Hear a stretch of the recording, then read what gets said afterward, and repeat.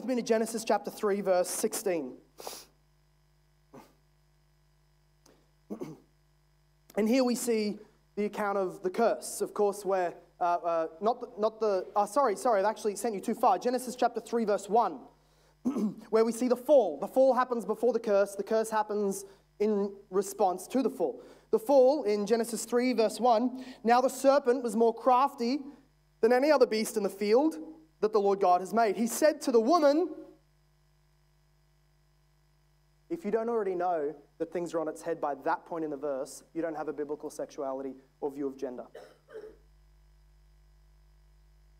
The serpent said to the woman, did God actually say, you shall not eat of the tree in the garden? Now we often say, the first lie, the first deception that the crafty serpent said was doubting the voice of God in the commandment about the tree.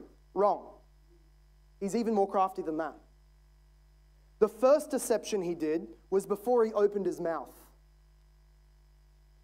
His deception started in that he addressed the Eve, the woman, the subordinate, as the teacher and authoritative voice in the garden. Even before he opens his mouth, he's rebelling against God's created structure. So principle 6 here is that Satan insulted and attacked the headship of Adam, his teaching responsibility, his authority, and his protection by going to Eve first.